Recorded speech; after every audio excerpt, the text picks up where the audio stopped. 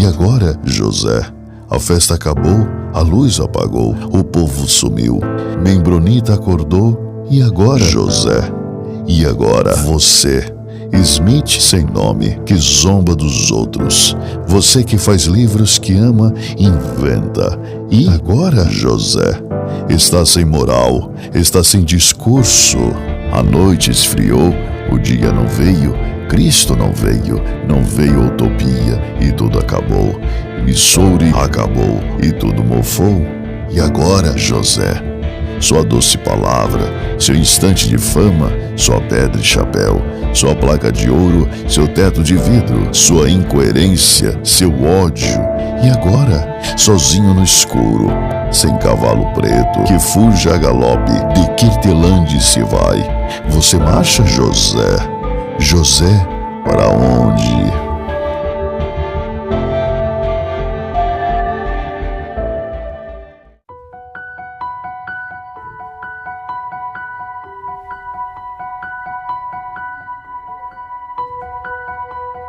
Saudações, membronitas! Eu sou o Ozzy e esse é o Membro Pod, seu canal de podcast de estudo da história da Igreja de Jesus Cristo dos Santos dos Últimos Dias.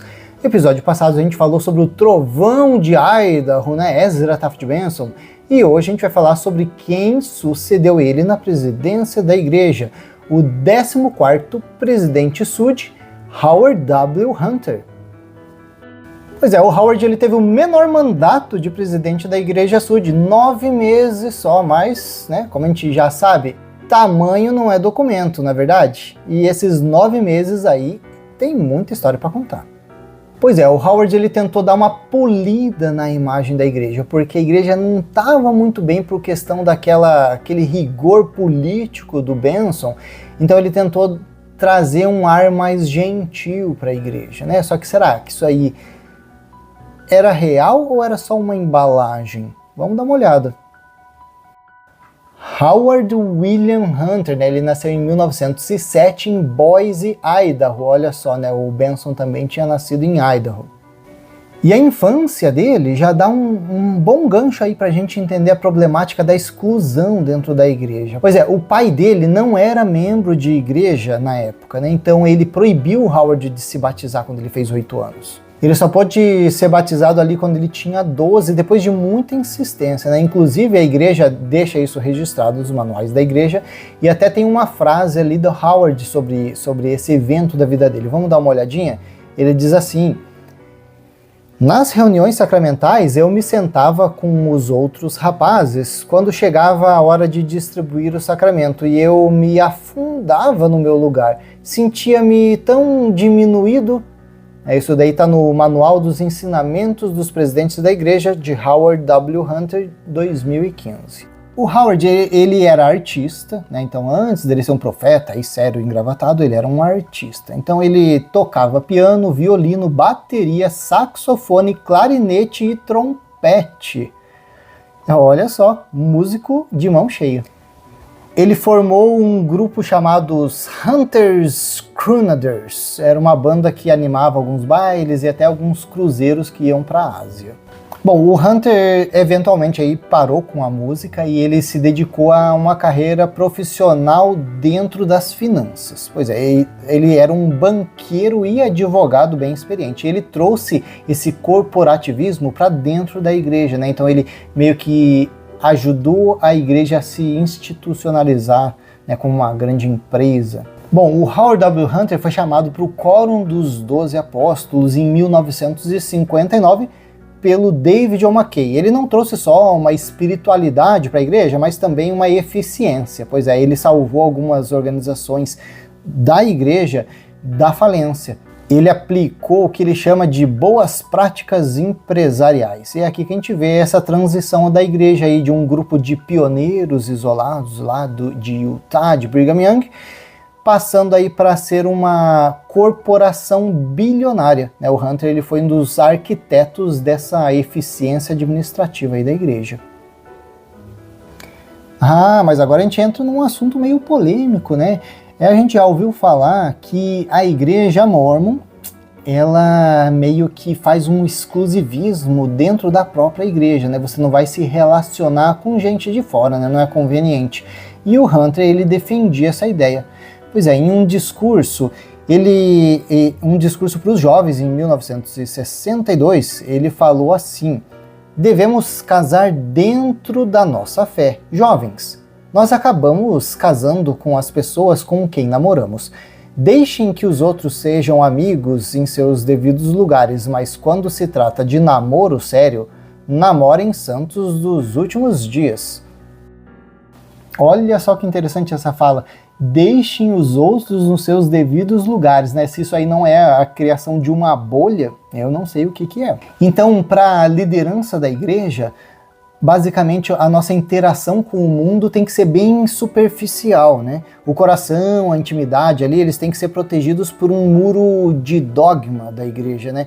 E essa pressão social geralmente deixa os jovens assim com um isolamento, uma pressão bem grande, né? Porque daí tem que fazer o quê? Tem que casar às pressas para poder cumprir com a regra da igreja. Bom, vamos falar sobre um momento mais cinematográfico aí da igreja. Em 7 de fevereiro de 1993, o Hunter já estava meio idoso, né? Saúde frágil, ele ainda não era o presidente profeta, mas era apóstolo, né? Nessa época. It is a wonderful privilege for me to be with all the students. Everybody up, now!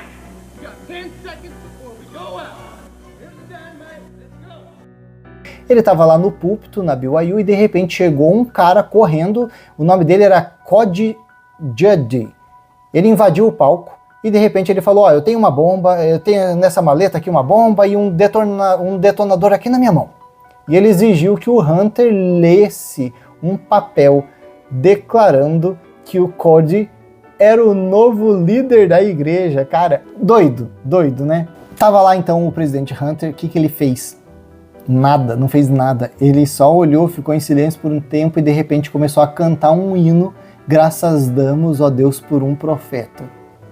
Daí de repente alguns alunos chegaram, né, correram, pularam em cima do Cody e pegaram e de repente viram que aquela nem era uma bomba de verdade, era uma bomba falsa, né? A igreja usa essa situação como uma âncora espiritual, né? Diz, olha como a igreja é forte, né? Mas, né, também pode mostrar aí como o profeta é um alvo fácil, né, de loucos e muitas vezes de veneração fanática, né? E daí depois desse evento ele só deu o discurso dele normal, como se nada tivesse acontecido. Então a gente chega aí em 1994, quando então o Hunter assume a presidência da igreja, né, deixada pelo Benson, que tinha falecido, e que era politicamente estourado, né?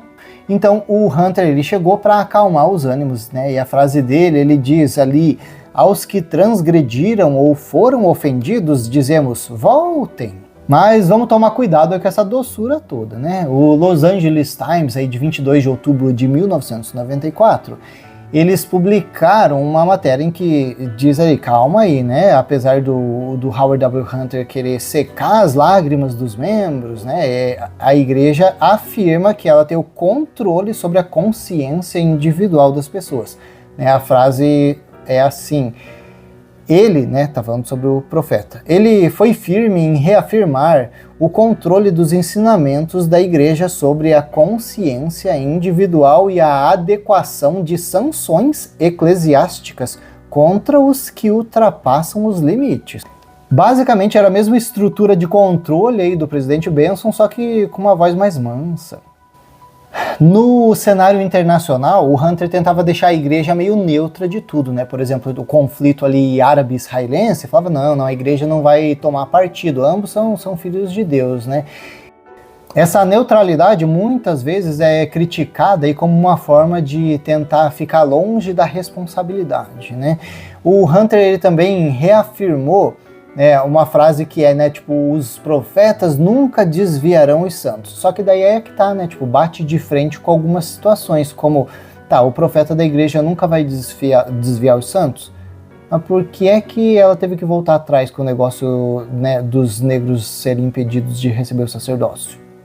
e tantas outras coisas. Esse é um dos maiores problemas atuais da igreja, né? Essa infabilidade, né? O profeta é infalível, né? Tudo que ele fala é certo, né? E isso é o maior conflito hoje da crise de fé de muitos membros da igreja. A gente está chegando então no término do mandato aí do Hunter, né? Ele faleceu em 3 de março de 1995. Então ele foi o advogado que trouxe ordem à igreja, né? O músico que trouxe uma suavidade para a igreja, surge mais ainda o pastor que estava com o cajado mantendo as ovelhas dentro da cerca. Então essa situação aí do Hunter, ela nos faz pensar aí que o maior desafio dos membros da igreja hoje que questionam os ensinamentos é que às vezes o líder não é aquele cara agressivo, mas aquele cara que abraça, convida a entrar, voltar para a igreja, mas deixa a consciência lá do lado de fora, faz favor? Bom, vamos dar uma olhadinha aí em um vídeo que a gente encontrou sobre a vida de Howard W. Hunter. Howard W. Hunter é um homem muito reservado. Ele é o homem mais reservado que já conheci. A profundidade espiritual é simplesmente insondável. Sua determinação é quase inabalável. Todos os olhos e ouvidos se voltam em sua direção. Quando ele faz uma declaração, sempre foi assim. Ele é um homem de fé que ama profundamente o Senhor e que reconhece verdadeiramente Jesus Cristo como seu Salvador pessoal, como o Filho vivo do Deus vivo. Quando Howard tinha 5 meses de idade, Nellie o levou à reunião de jejum e testemunho na ala de Boise. Em 1909, a família mudou-se para a esquina, para uma casa maior na 1012 Sherman Street. Foi ali que a irmã de Howard, Dorothy, nasceu. Will comprou um pequeno martelo para Howard, que tinha 2 anos, e deixou seu filho enérgico pregar pregos no chão da sala de estar. Certa vez, Will permitiu que Howard, então com 5 anos, arrancasse as ervas daninhas da plantação de batatas. Quando foi verificar o trabalho do filho naquela noite, exclamou: "Você arrancou as plantas de batata." Howard, que havia ajudado a plantar as batatas, respondeu defensivamente: "Não foi aí que nós as plantamos." Howard e sua irmã Dorothy eram muito próximos. Em dias quentes de verão, eles gostavam de se refrescar com o cachorro em um canal de irrigação próximo. Embora o pai de Howard não tivesse muita educação formal, ele era bem instruído e tinha uma curiosidade aguçada sobre o mundo, algo que transmitiu aos filhos. Tanto Nellie quanto Will liam para seus filhos, e os cartões de Howard e Dorothy da Biblioteca Carnegie do Centro eram muito usados. Dorothy devorava a série Pollyanna e as obras de James Fenimore Cooper e Louisa May Alcott, enquanto Howard lia Tom Sawyer, Huckleberry Finn e a série Tom Swift. Sua irmã lembra que Howard era admirado pelos adultos por seus bons modos. Ele tirava o chapéu para as pessoas na rua e cedia seu assento no bonde se alguém estivesse em pé. Em janeiro de 1914, Howard entrou na Lowell Elementary, a cerca de 1 quilômetro de casa. Foi lá que ele descobriu uma limitação incomum. "Eu tinha um problema para distinguir cores", ele recordou. "Não todas, mas tons de vermelho, verde e marrom." Howard, com 6 anos, criou uma maneira engenhosa de contornar seu problema. Howard organizava esses lápis de cor na parte de cima de sua carteira e quando a professora pedia para as crianças pegarem uma determinada cor, ele passava o dedo pelos lápis. Beatrice Beach, sua amiguinha, sentava-se atrás dele e quando ele chegava ao lápis certo, ela dava um toque em seu ombro para avisá-lo. Ele tinha muita vergonha de contar à professora que não sabia reconhecer as cores. Desde a infância, Howard possuía uma ética de trabalho incomum para alguém tão jovem, e os adultos pareciam perceber que ele era consciencioso e confiável. Ele entregava telegramas, vendia jornais e, por um tempo, trabalhou como garoto de caixa no Cash Bazaar, uma loja de departamentos em Boise. Quando um balconista fazia uma venda e tocava o sino, Howard corria para pegar as mercadorias e o dinheiro, levava-os ao caixa que embrulhava a compra e dava o troco, e então voltava rapidamente ao balconista, que entregava o pacote e o troco ao cliente que aguardava. Ele recebia $1 por um dia de 12 horas de trabalho. Will achava que seus filhos deveriam esperar até serem mais velhos para serem batizados. Como resultado, o 12º aniversário de Howard passou e ele não pôde passar o sacramento com os outros meninos da ala. Quando Howard se tornou diácono, o movimento dos escoteiros da América existia havia apenas 10 anos, mas estava se espalhando rapidamente e ele estava ansioso para participar. Howard se dedicou muito às suas insígnias de mérito e, após conquistar 32 delas, tornou-se o segundo Eagle Scout em Boise. Quando Howard tinha 15 anos, os santos em Boise reuniram para a construção de um tabernáculo. Para atender a uma membresia crescente da igreja. Quando foi feito um apelo por doações, Howard levantou a mão e fez a primeira de $25, uma quantia considerável para a época, especialmente para um adolescente. Trabalhei e economizei até conseguir pagar todo o meu compromisso, ele lembra. Ele estava presente 2 anos depois, quando o tabernáculo concluído foi dedicado pelo presidente Heber J. Grant. Em janeiro de 1922, Howard ingressou na Boise High School, onde cursou matérias como francês, inglês, história antiga e americana, física e álgebra. Além dos estudos, ele aumentou ainda mais sua já ambiciosa carga de trabalho. Dorothy lembra que seu irmão sempre tinha um emprego, às vezes vários ao mesmo tempo. Durante a adolescência, ele trabalhou como caddy no Idaho Country Club, a cerca de 6 quilômetros de sua casa. Howard ia de bicicleta até o clube, muitas vezes chegando cedo para mergulhar no lago em busca de bolas de golfe. Ele recebia 10 centavos por cada bola recuperada. Mais tarde, trabalhou em uma farmácia no centro da cidade, atendendo clientes na fonte de refrigerantes e entregando receitas de bicicleta. No ensino médio, Howard conseguiu um emprego no Idanha Hotel, no centro da cidade. Ele operava o elevador e trabalhava como mensageiro na primeira hora, e na hora seguinte, substituía o operador da central telefônica. Depois era hora de vestir o uniforme de carregador e ir até a estação de trem para receber os hóspedes que chegavam e ajudá-los com suas bagagens. Enquanto eles faziam o registro no hotel, ele trocava novamente para o uniforme de mensageiro e os acompanhava até seus quartos.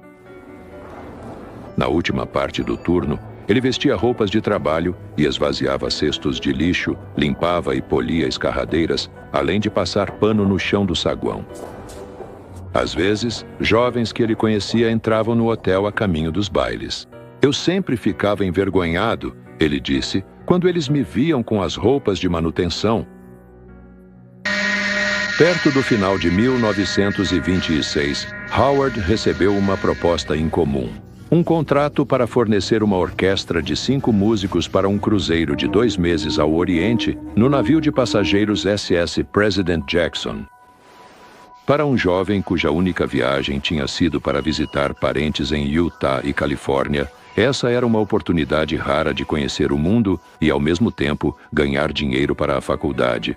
Howard selecionou 4 músicos e, após ensaiarem por vários dias, viajaram juntos de trem até Seattle, onde o navio estava atracado. Às 11 horas da manhã do dia 5 de janeiro de 1927, a prancha de embarque foi retirada e o SS President Jackson partiu rumo ao Pacífico. Quando a noite caiu, Howard e seus amigos ficaram no convés com os outros passageiros, observando enquanto o último farol desaparecia de vista. Aquela seria a última viagem tranquila deles por um bom tempo. Naquela noite, uma grande tempestade de meio de inverno atingiu o Pacífico Norte. Quase todos a bordo estavam enjoados, relatou Howard. Dizia-se que o capitão estava enjoado pela primeira vez em 25 anos. 6 dias depois, o navio ainda balançava violentamente, mas finalmente o mar ficou mais calmo. Em 6 de junho de 1931, 4 dias antes de seu casamento, Howard fez sua última apresentação no Virginia Ballroom, em Huntington Park. Depois que chegou em casa naquela noite, ele guardou seus saxofones, clarinetes e partituras. A partir daquela noite, exceto por alguns raros encontros familiares, ele nunca mais os tocou. Na manhã de quarta-feira, 10 de junho de 1931, Howard William Hunter e Clara May Jeffs receberam suas investiduras e foram selados para o tempo e toda a eternidade. Howard e Clara começaram a vida de casados em um apartamento mobiliado com vista para o oceano em Hermosa Beach. Mas, à medida que a Grande Depressão entrava em seu segundo ano, bancos de todo o país foram obrigados a fechar. Em janeiro de 1932, o emprego de Howard no banco chegou repentinamente ao fim. Para ganhar dinheiro, Howard embalava e vendia sabão de porta em porta, operava um teodolito de topografia e pintava pontes rodoviárias para o pai de Claire. Enquanto pintavam pontes, Howard e seu cunhado acampavam e Claire os acompanhava para lavar e cozinhar para eles. Ele e Claire se tornaram pais de seu primeiro filho, um menino a quem deram o nome de Howard William Hunter Jr.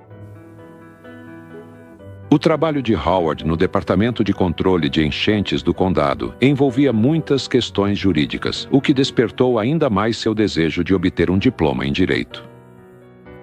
Após analisar os programas de várias faculdades, ele decidiu se matricular na Southwestern University, a maior escola de direito da Califórnia. Ele manteria seu emprego e frequentaria as aulas à noite. Ele se matriculou em 10 créditos, uma carga pesada para quem trabalhava em tempo integral.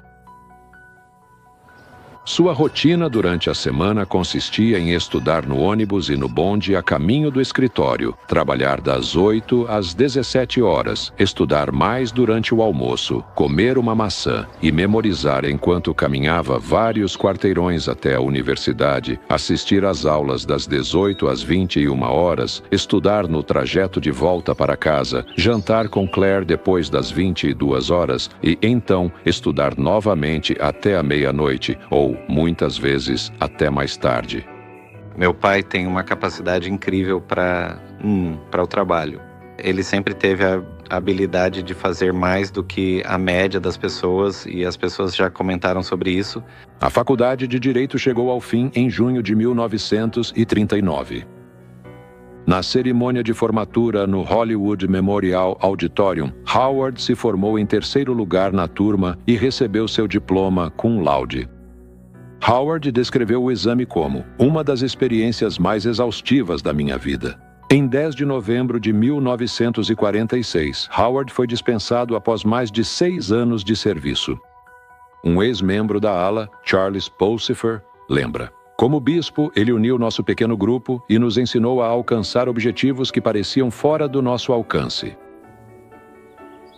Em 1948, Howard e Claire venderam sua casa em El Sereno e se mudaram para uma nova residência na 940 Paloma Drive, em Arcádia. Esses foram anos felizes para os Hunters, com 2 filhos ativos e saudáveis, um escritório de advocacia em crescimento e o apoio de uma ala amorosa. Em 1948, um colega advogado recomendou Howard ao governador da Califórnia para preencher uma vaga no tribunal de um dos tribunais estaduais. Howard recusou. Meu escritório de advocacia está indo bem, disse ele. E eu quero ter a liberdade de trabalhar na igreja e seguir meus próprios interesses. Quando os 2 apóstolos chamaram Howard W. Hunter e o designaram como presidente da estaca de Pasadena, que abrangia desde extensas propriedades de bem-estar e a construção do segundo maior templo da igreja, até festivais de música e dança e conferências de liderança. Muitas vezes, ele se envolvia e trabalhava junto com os santos da região em projetos de bem-estar. Howard e Claire conversaram por muito tempo antes de se recolherem. No dia seguinte, ele foi sustentado como membro dos 12. Na época de seu chamado, ele era um advogado de destaque em Los Angeles. Ele era diretor de várias corporações e possuía todas as coisas materiais que se poderia esperar ou desejar, além de um futuro que lhe prometia ainda mais. E então o chamado veio, e assim como Pedro, que deixou suas redes e atendeu ao chamado do Senhor, Howard Hunter deixou tudo isso para trás e dedicou toda a sua vida, toda a sua atenção, toda a sua concentração ao ministério para o qual havia sido chamado como apóstolo. A liderança justa foi necessária em toda dispensação de tempo, E Deus escolheu profetas para esse propósito muito antes de eles virem a esta existência mortal. Tínhamos tido um dia longo e difícil no Cairo. Estávamos empoeirados e cansados, tínhamos compromissos para a noite e estávamos dividindo um quarto de hotel. Naquela época ele era o Elder Hunter e eu disse: Elder Hunter, tudo bem se eu me deitar um pouco e tirar um cochilo antes dos compromissos da noite? E ele disse: claro. Acordei antes da hora e o encontrei limpando e engraxando meus sapatos. A única preocupação dele era que gostaria de ter terminado antes que eu acordasse. E ele poderia tê-los colocado cuidadosamente debaixo da cama. Houve momentos em que era muito difícil continuar, mas o presidente Hunter sempre nos dava força e coragem, dizendo: vamos em frente, não vamos dar ouvidos aos nossos medos. Ao entrar na segunda década de seu ministério, o Elder Hunter percebeu uma necessidade crescente de paciência e autocontrole. Primeiro sua amada Claire e depois ele próprio enfrentaram sérios problemas de saúde. No início da década de 1970, a saúde de Claire começou a declinar e uma série de derrames debilitantes acabou deixando-a acamada e muito fragilizada. E em sua longa doença, que anjo ele foi ao cuidar dela com tanta ternura durante todos os dias de sua enfermidade.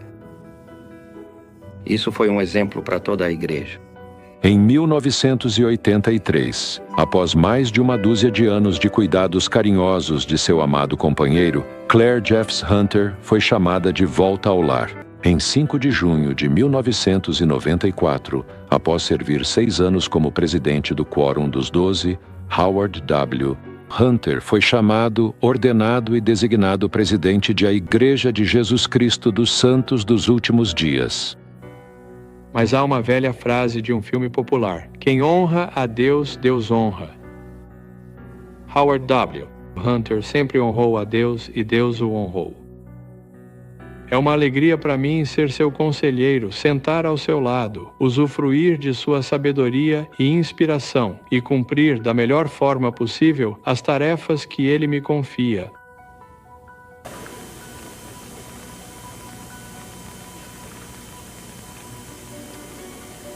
Quero dizer a vocês como as suas vozes soam bem. Todos os homens, sem exceção, são convidados a vir a Ele, ao nosso Criador, e todos, absolutamente todos, são iguais perante Ele, o Senhor de tudo. A raça não faz diferença, a cor não faz diferença, a nacionalidade não faz diferença. A irmandade dos homens é literal. Somos todos de um só sangue e descendentes literais de nosso eterno Pai Celestial. E apressando-me, consegui chegar em casa cedo o suficiente no domingo à tarde para ter o privilégio de participar do serviço sacramental em nossa própria ala. E eu adoro muito isso. Obrigado pela sua presença hoje.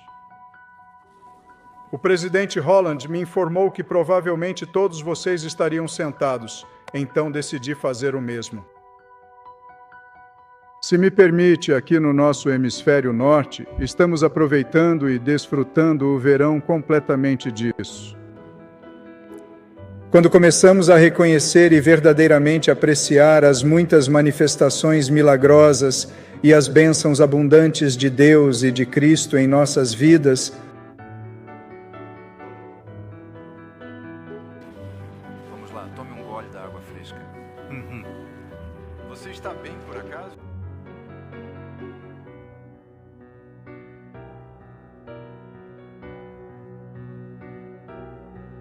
Podemos ficar realmente perplexos com os princípios e processos inexplicáveis que produzem tais maravilhas. Peço desculpas se permanecerei sentado enquanto apresento estas poucas observações. Não é por escolha que falo de uma cadeira de rodas. Percebi que o resto de vocês parece gostar da conferência sentado. E, irmãs, obrigado pelo seu voto de apoio. Venho diante de vocês com humildade e mansidão, entristecido pelo recente falecimento de nosso amado profeta, presidente Ezra Taft Benson. Bom, esse é o episódio sobre o 14º presidente da Igreja Sud, Howard W. Hunter. A gente vai ficando por aqui com esse episódio e até a próxima!